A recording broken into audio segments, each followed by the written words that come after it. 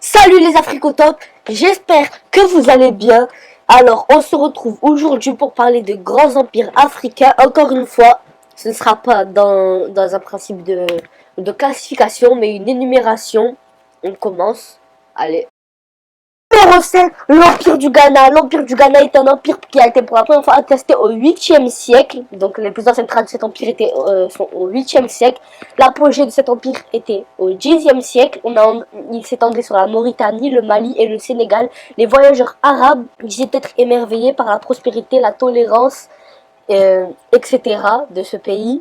Notamment sur le fait que le pays était un pays animiste et plusieurs mosquées étaient présentes, notamment ce que dit El Bekri sur le Ghana, où d'Auguste, ville grande et très peuplée, renfermait plusieurs mosquées. Dans ces établissements, on trouvait des maîtres qui enseignaient à lire le Coran. Tout autour de la ville s'étendent des jardins de dattiers. On y cultivait le blé, il y avait les princes et les gens riches qui en mangeaient. Les grandes majorités de la population se nourrit de mil. Les jardins consacrés à la culture du Henné sont d'un bon rapport. Il continue. Les habitants vivent dans l'aisance et possèdent de grandes richesses. À toute heure, le marché est rempli de monde. La foule est si grande et bourdonne si fort qu'à peine peut-on entendre les paroles de celui qui est assis à côté de soi. Les achats se font avec de la poudre d'or. La ville renferme de beaux édifices et des magasins très élégants. Malgré la distance, on fait venir des pays musulmans du blé, des fruits et des raisins secs. Donc comme il l'atteste, l'or était la monnaie de ce pays. Je voudrais aussi préciser que l'état du Ghana actuel n'a aucun rapport avec l'ancien Ghana et que la manière dont a été détruite le Ghana était par les Berbères almoravides qui l'ont définitivement détruit au milieu du XIe siècle.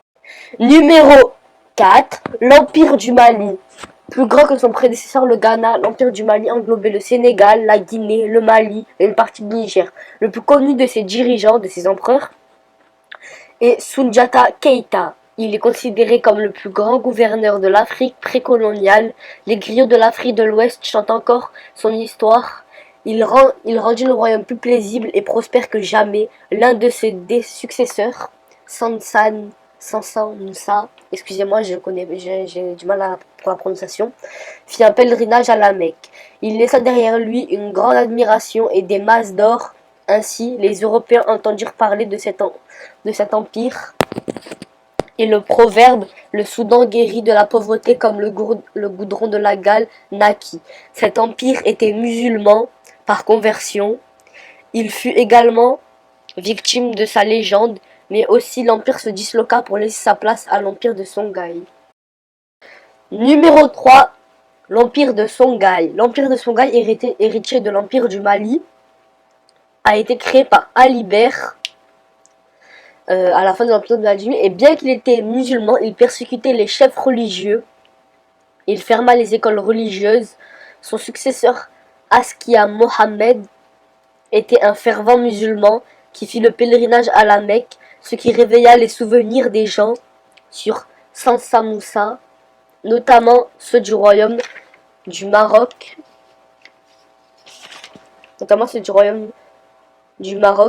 qui attaquèrent Songhai et le défi en 1591. Numéro 3, le royaume du Bénin. Le royaume du Bénin, donc on va commencer, je vais directement dire que ça n'a plus un rapport avec la chronologie que j'ai fait là sur les 3 premiers, c'est-à-dire Ghana, Mali, Songhai, donc là c'est hors truc. Et j'aimerais également préciser que le Bénin ne se trouve pas dans l'actuel Bénin, mais au Nigeria.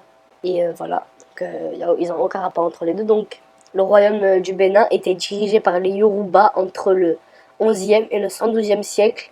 Ils sculptaient des objets en bronze, en laiton, en ivoire, etc. Des études ont d'ailleurs démontré qu'ils étaient très doués pour la sculpture, la poterie, la production de gomme et la fabrication de cordes. D'ailleurs, le fait que la plus grande muraille du Bénin, la plus grande muraille du monde se trouve au Bénin et non en Chine a longtemps été cachée.